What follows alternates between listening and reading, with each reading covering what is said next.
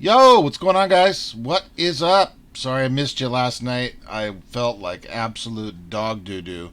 I went down and got myself a vid test today. Hopefully, I do not have it. I just feel like absolute poo poo, poopy diapers. So, hopefully, I can make it through without coughing, spitting, sneezing, whatever, slobbering all over the keyboard. But I think we can pull this off.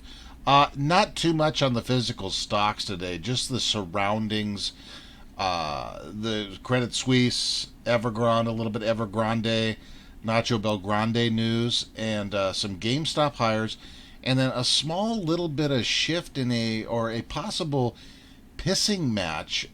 Guess what? On Twitter again, but I kind of feel a sense of shift towards AMC here.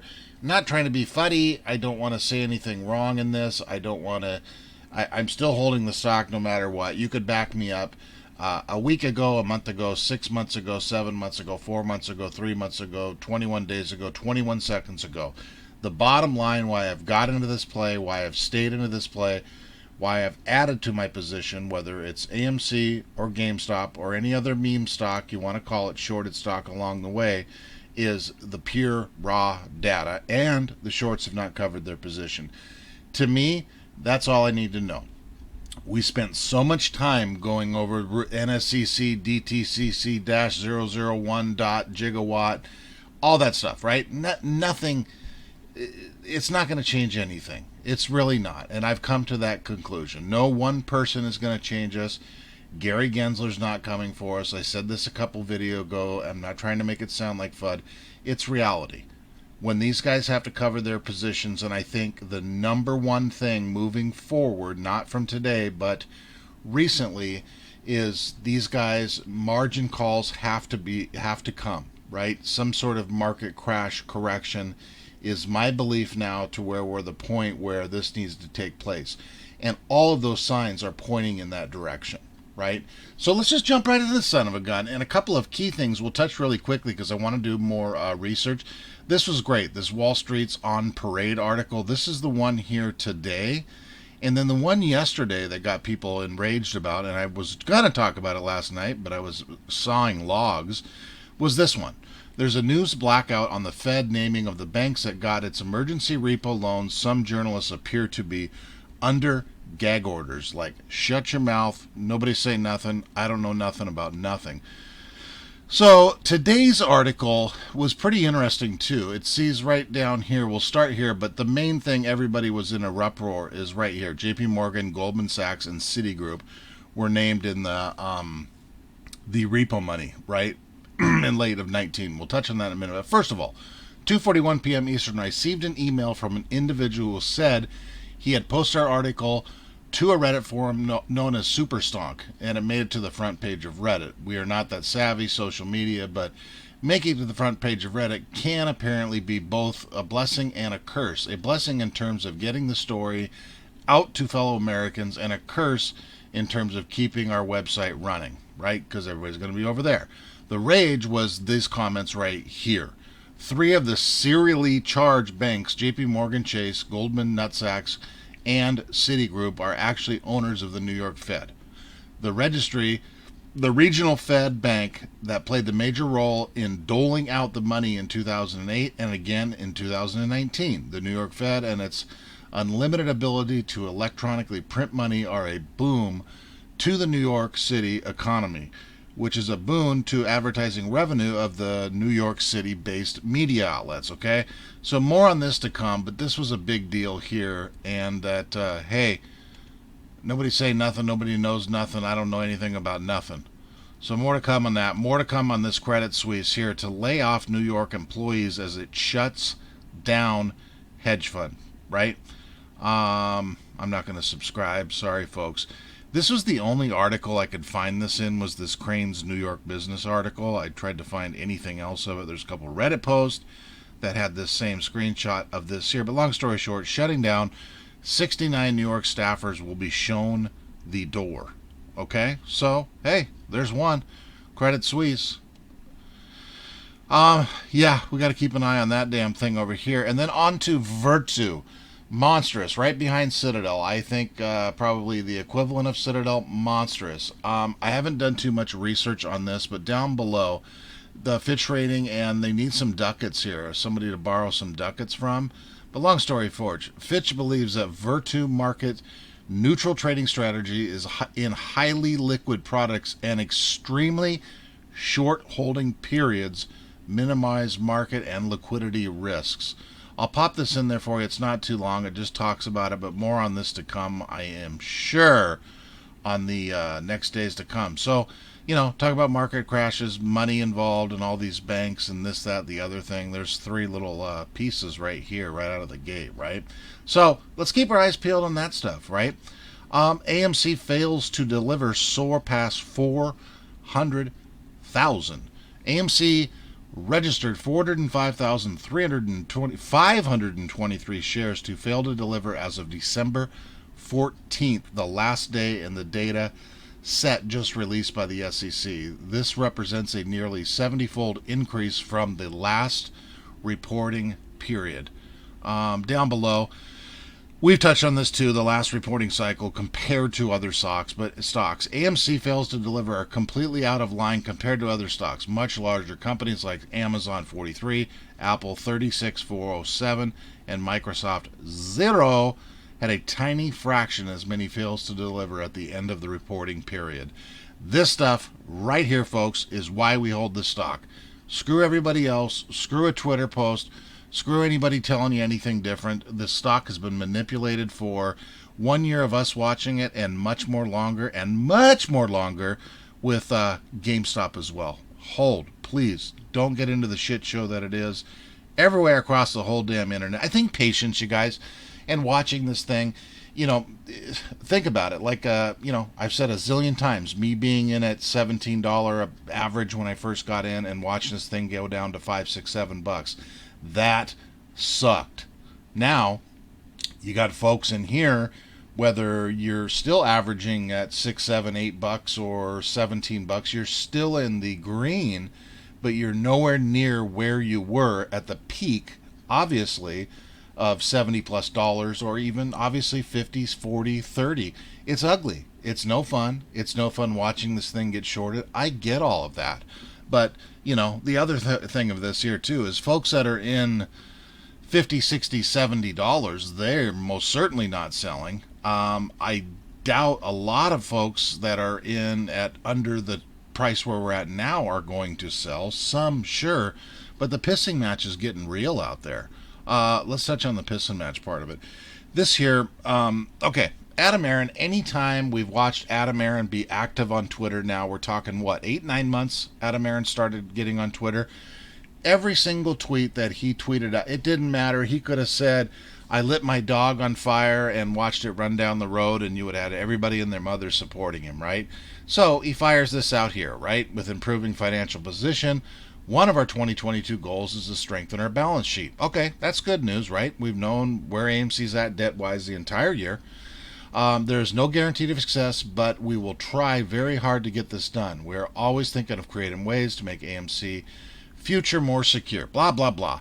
Then you get into the comments down here. And I don't want to point anybody out. I'll pop this link in there. Obviously, you guys have seen the tweet. Most of you, I'm sure, unless you're not on the Twitter. But a lot of ugliness in here, right? Ensuring shares are accounted, investors feel it's more secure. It goes on and on and on and on, right? And then over to Mr. Mark Cahodes. Remember when he first came on? I like the guy. I love what he did, what he's done. Okay, he's a no shit. He's my type of guy, right? Just a rednecky type of fella. Doesn't give two shits about nothing. Is going to speak his mind.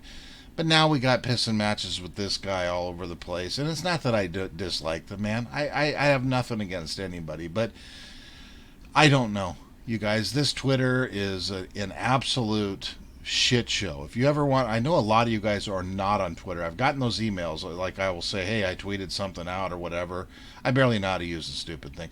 Long story short, it's a shit show. You guys, I get it. There's a lot of frustration. It's like watching your sports team, like me watching my Seahawks lose every other week. They're just shitty. I'm not used to that. I'm 10 years of a badass Seahawks run, and nothing disgusts me more than watching my team play every Sunday. But this is kind of comparable to that, right? I'm still going to watch them, still going to root them on, and I'm still going to love my favorite sports team. Same thing with your favorite stock, right? So, as much as we can't ignore the nonsense, I know it's ugly. But speaking of another thing to keep in mind rather than all the BS out there is another post like this. Shout out to James G on the old Twitter. 2021 short data is updated. 11.288 billion shares are reported and 4.795 billion shares are not reported. The math all adds up there. The bleepery is real, folks. The bleepery is real. I'll pop that in if you want to take a closer look at this data here. But this is why we hold. Right? Right? Not none of the old horse shit here and Adam Aaron this, blah, blah, blah, right? Remember our old buddy? God, you guys, how many motley fools. I seen a dang something somewhere. In 2021, the Motley Fool wrote over 1,400 AMC articles. Holy crap. And one of the worst offenders, the worst FUD, the worst nonsense is this Sean Williams guy. Remember this guy?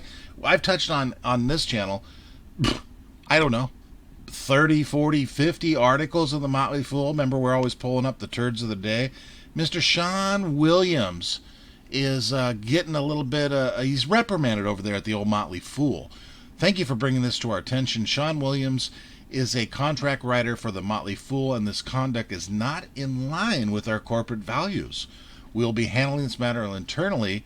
If you have any questions or concerns, feel free to DM us directly. Apparently, he's pulling a Chucky Gasparino and just messing with everybody on Twitter. Way to go, Motley Fool. Finally, you guys did something right, reprimanding this little contract writer, Mr. Sean Williams. Well done. Finally, well done.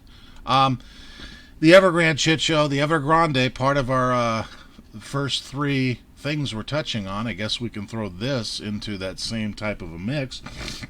Excuse me, guys, I'm clogged the heck up. Evergrande, return our money. Investors rally outside cash-strapped Chinese firm.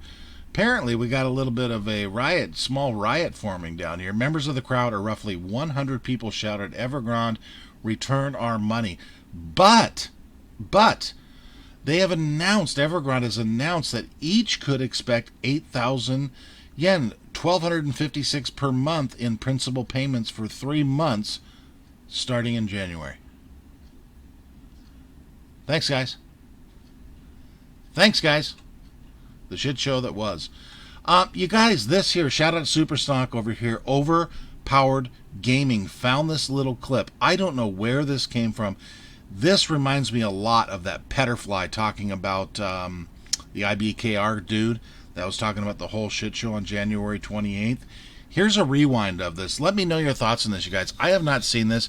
He's basically saying the same thing that Petterfly was saying is, oh shit, we're screwed. So volatile. DTC has raised that requirement collateral rate to 100%, meaning that for every single dollar that exchanges hands in those stocks, the clearing firm has to send for deposit for 2 whole business days that exact same amount of the notional of the trade. Now, when we're talking about GameStop at $250, $350, billions of shares trading, we're talking about hundreds of billions of dollars that the clearing firm physically has to send in cash to DTCC to hold there for 2 whole business days. And to be frank, the clearing firms are not that well capitalized. They can't do that. So in order to stop the clearing firm from going out of business, they stop the settlement of those shares. Stop the settlement of those shares. But that's how these guys work, folks. They're going to walk that fine line of crime, and they do it, excuse me, better than anybody, better than any jewelry thief, diamond heist, whatever, until it turns to a situation like this. As last resort, we're going to just screw everybody. And I have made the biggest deal about January 28th of last year, I think, out of anybody. Every time I hear that, like right now, I can feel my blood pressure going up, this and that and the other thing. At any time, you guys, these guys will do, can do whatever it takes not to go bust. Remember that. And that's never gone away from me since that January 20. And I didn't know nothing back then compared to what I know now compared to that. But I knew, we all knew that was wrong at that time. Now we really know how bad that was wrong, right? Okay, guys, so let's get the hell out of here. Let's find out more on this breaking shit show that was. But in my opinion, you guys, don't think I'm down on anything. I'm not. I just don't like the nonsense drama. I'm a pretty dull and boring guy these days. I really, honest to God, am. I told you guys I started this channel because I'm bored at night and just talk these stocks, right? But I don't have time. To me, I would literally, rather than post all this shit anywhere, whether it's Twitter, whatever forum, and talk shit or talk craziness, I would literally rather go stand outside. It's about 32 degrees here in Seattle, in my birthday suit, and sit there for an hour than find time to go talk shit somewhere or say stupid stuff. There's two ways to go with these stocks, okay? And anything in life, right? Either you're going to hold the stock or you're going to sell the stock. There's no in-betweens. Hold the damn thing. If you believe in the DD, hold it until the shorts cover their positions, whether it's tomorrow morning or a year from now. Okay? I get the thing's no fun to look at. It's $25. It's short. It goes up a tiny bit. Oh, here we go. We're going to gain back. Look at $30, and then short it right back down to 25. Sucks. I get it. Hold the line or sell. Right? Okay, guys.